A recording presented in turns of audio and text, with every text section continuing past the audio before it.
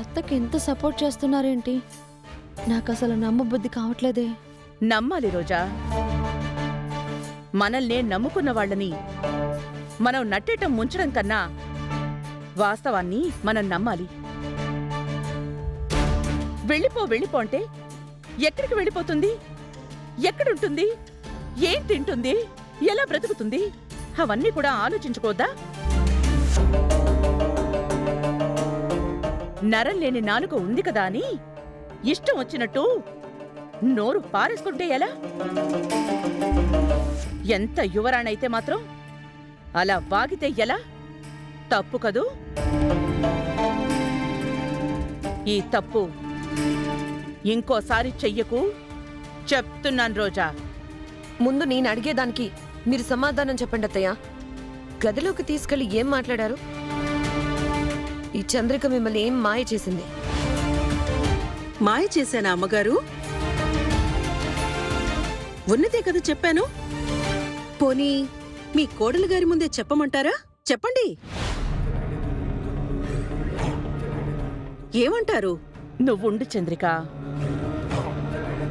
రోజా ఏదో బుర్ర లేకుండా వాగిందని పట్టించుకుంటావా? సార్, వింటున్నారా సార్? నేను బుర్ర లేకుండా వాగుతున్నానంట. నాకు బుర్రే లేదంట. ఏంటి మామిది? ఒక సర్వెంట్ కోసం నా భార్యను అవమానిస్తావా? నువ్వుండరా అరుణ్. నీకేం తెలీదు.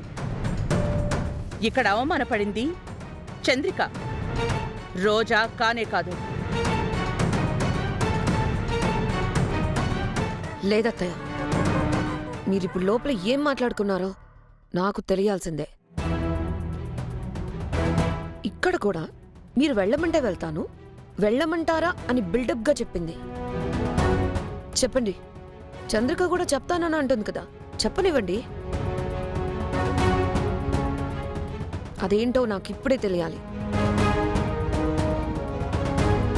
ఇదెక్కడ గోల్రా బాబు? దీన్నింకా మండించిందంటే నిజం కక్కేలా ఉందే. చెప్పు చెప్పు చంద్రిక, వింటాము, చెప్పు. నార్మల్. అత్తయ్యా, 4వ అన్నారు. మరి గోటితో పోయేదాన్ని గొడ్డల దాకా తెస్తుంటే ఏమనాలి? సైకోలాగా చెప్పు చెప్పు అంటే నోరు ముయ్యమనక ఇంకేమనాలి? మాట్లాడవే హర్ష.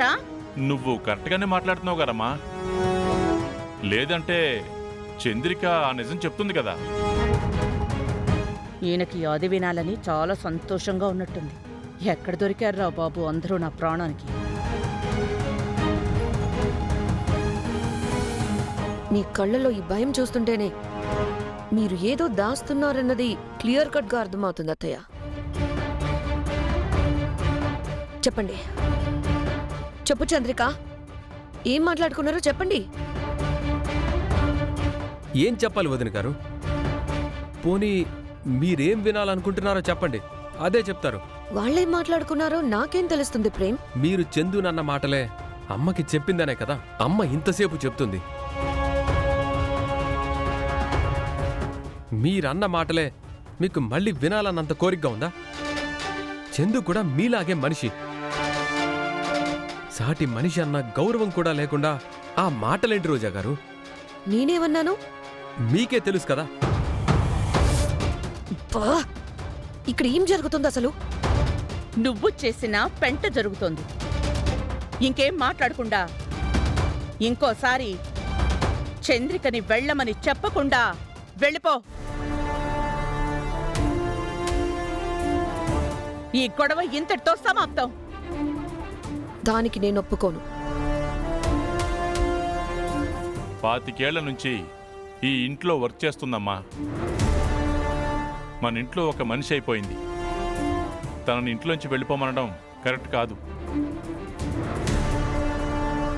అవును రోజా అమ్మగారు, అన్నేళ్లు ఇంట్లో ఉన్న మనిషిని ఉన్న పళంగా గెంటేస్తే దీనికి లేబర్ యాక్ట్ కూడా తోడవుతుంది. రూపాయి కూడా జీతం తీసుకొని తనని పంపిస్తే ఆ యాక్ట్ మిమ్మల్ని నిలదీస్తుంది. ఇన్నేళ్లుగా మీ బానిసలా ఆవిడ్ని చూసి పొమ్మంటారా అని చట్టం సెక్షన్గా మారి అదో పెద్ద కేసు అవుతుంది. మీ మెడకే చుట్టుకుంటుంది. మీరు వెళ్ళి జైల్లో కూర్చోవాల్సిన దుస్థితి కూడా వస్తుంది. ఎస్, ఇదే కరెక్ట్. ఇక్కడ అసలు 2 లాయర్లు ఉన్నారు. నా మీద పగతో నన్ను జైల్లో పెట్టించినా పెట్టిస్తారు. అవసరమా నాకు? ఇదంతా అనవసరం కదా రోజా. చిన్న విషయాన్ని తెగేదాకా లాక్కుని జైలుకి పోవటం అవసరమా? సర్లేండి, ఏదో ఎవరూ లేరని మానవత్వంతో వదిలేస్తున్నాను. ఇంకెప్పుడు మాతో అలా మాట్లాడద్దు, సరేనా?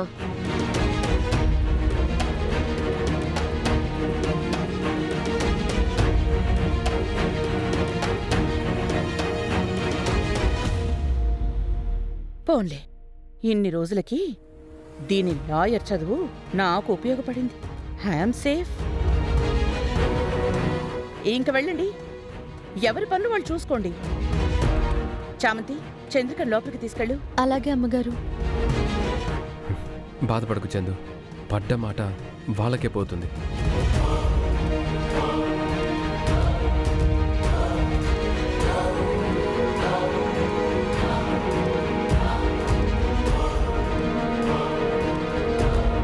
హర్ష, సపోర్ట్ చేశాను కదా. అది నీకు అవసరం కదా.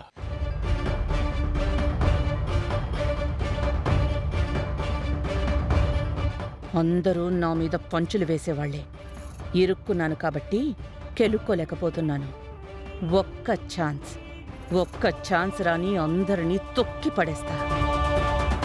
ఈ కంఠమనేని రమాదేవంటే ఫస్ట్ రీల్ నుంచి చూపించినట్టే చూపిస్తా.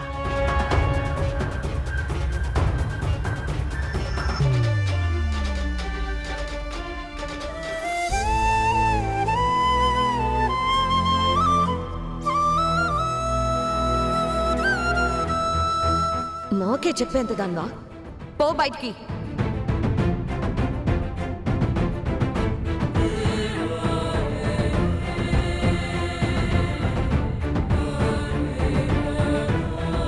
నీ బాధ నాకు అర్థమవుతుంది చంద్రిక. నాకు బాధగానే ఉంది. ఏమండి, నేనేం బాధపడ్డం లేదండి. ఎందుకుండదు చంద్రిక?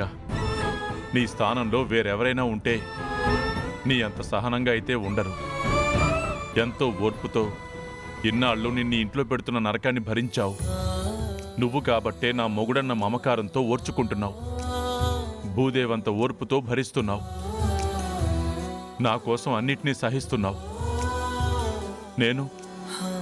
నేను నిన్ను ఎంత అవమానిస్తున్నా చూస్తూ ఉండిపోతున్నానే కాని నువ్వు నా భార్యవని ధైర్యంగా చెప్పలేకపోతున్నాను. ఆ ధైర్యం చేయలేకపోతున్నాను. ఏమండి, మిమ్మల్ని మీరు నిందించుకోకండి. నేను తట్టుకోలేను.